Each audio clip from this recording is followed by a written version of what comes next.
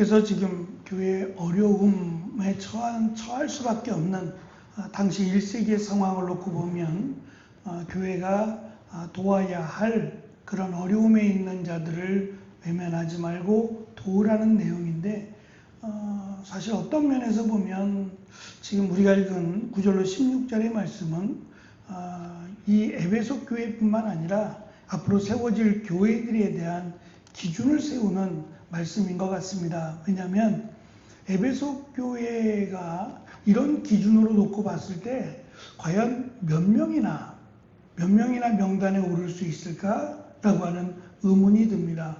이제 교회를 시작하는데 이 기준에 합당한 사람? 아마도 지금의 기준이 아니라 앞으로의 기준이 아닐까라는 생각이 더 많이 듭니다. 더군다나 60세 이상이라고 말할 때 당시 보통 수명이 50세에서 55세 정도라고 했다고 하니 60세까지 살아있는다는 것은 정말 장수하는 일입니다. 그리고 지금처럼 80세, 90세를 사는 게 아니라면 글쎄요, 이게 정말 합당한 기준일까? 라는 생각도 가져봅니다. 문제는 당시 1세기가 여전히 전쟁 중이었고, 또 그러한 상황 속에서 여자들이 혼자가 됐을 때 지금처럼 이렇게 일할 수 있는 그런 상황이 주어지지 않았기 때문에 정말 살아가기 어렵다라고 하는 점을 또 생각해 볼 때 많은 사람들이 교회가 도와야 되지 않겠느냐, 교회가 교회에게 도와달라고 하는 요청들이 적지 않았을 가능성이 매우 높습니다. 그럴 때 누구는 돕고 누구는 돕지 않는다라고 하는 여러 가지 문제가 발생할 수 있기 때문에 이러한 어쩌면 높은 그 기준을 세워서 교회가 이 기준에 합당한 사람을 돕는다라고 하는 것을 설명하기 위함이기도 하고, 또 한편으로는 지금 이제 시작하는 에베소 교회가 재정적인 넉넉하진 않았을 겁니다. 이러한 상황 속에서 마땅히 어려운 사람들을 도와야 한다라고 하는 기준을 세우고, 또 이러한 사람들을 교회가 도울 때 무조건 도울 수는 없고, 교회가 이러한 높은 기준에 이러한 사람들을 도와야 한다라고 했던 것은, 교회가 세워진 목적은 이런 외부적인 돕는 일이 목적이 아니다. 지금 당장은 에베소 교회가 이단들에 대한 거짓 교사들에 대한 문제라든지, 또 앞으로 사람들을 세워나갈 때 필요한 재정도 사실은 어려웠을 겁니다. 물론 디모데를 돕는 일도 쉽지 않았을 겁니다. 우리 예전에 어르신들을 생각해 본다면 교회가 디모데를 물질적으로 돕는다는 것은 쉽지 않았을 것이고, 그가 먹고 사는 일에, 그때는 이제 농사하는 일을 주로 했으니까 먹고 사는 일에 최대한의 도움을 주는 일 외에는 다른 어떤 외적인 일에 있어서 재정을 후원한다는 것은 쉽지 않았을 겁니다. 그래서 저는 이 기준이 어느 정도 믿음과 신앙적인 면에서는 교회가 생각해 봐야 될 문제들이지만, 기타 만약 60세라고 했을 때 지금도 60세라고 한다면 이거는 조금 생각해 봐야 될 일이 아닌가 싶습니다. 지금 60은 당시와는 다르게 나이가 많다라고 볼 수 없는 나이기도 하고, 또 지금 일하지 않고 살아가는 분들은 거의 없어요. 혼자라고 하는 이유로 당시에는 전쟁 중이었고 또 일할 것이 많지 않았기 때문인데, 지금은 전쟁도 아니고 또 지금은 60이라고 해서 일하지 않고 집에서 있는 사람도 거의 없을 겁니다.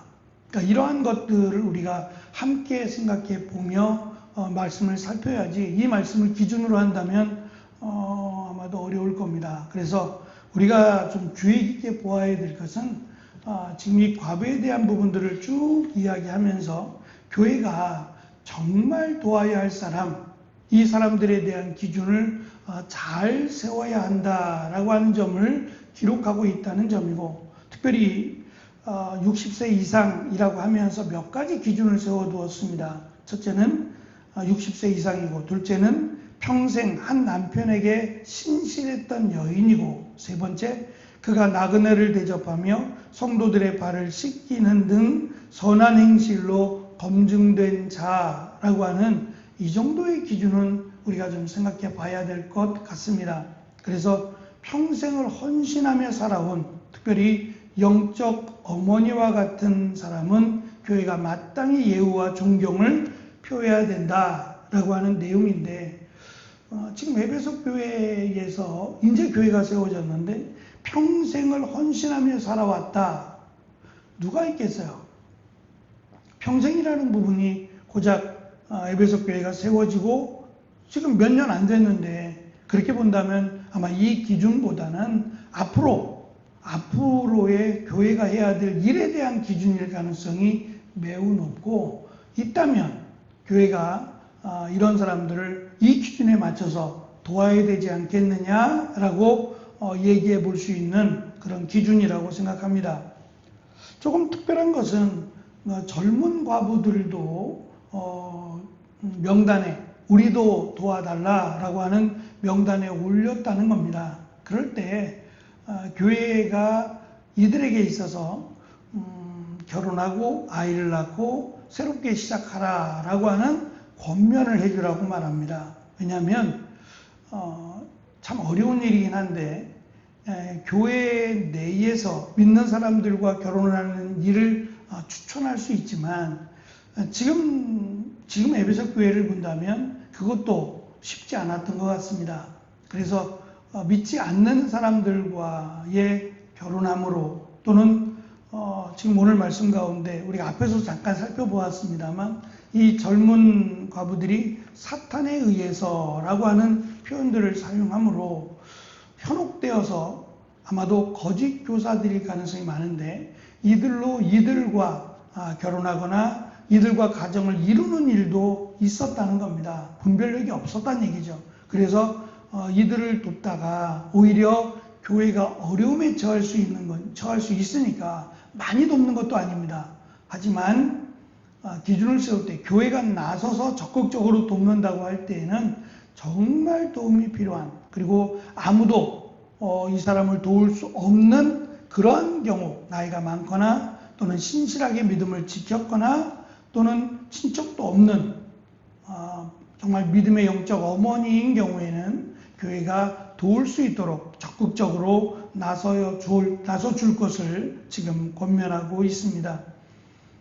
마지막으로 바울은 성도들에게 자기 집안의 과부를 집안에서 또는 친척들이 직접 돌보라고 권면합니다.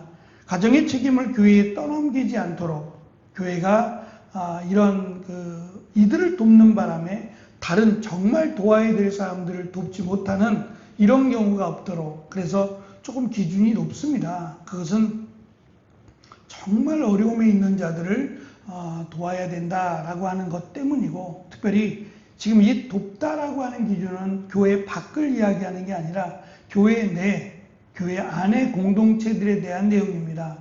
또 한편으로는 지금 우리나라의 경우에는 이런 부분이 잘 되어 있어서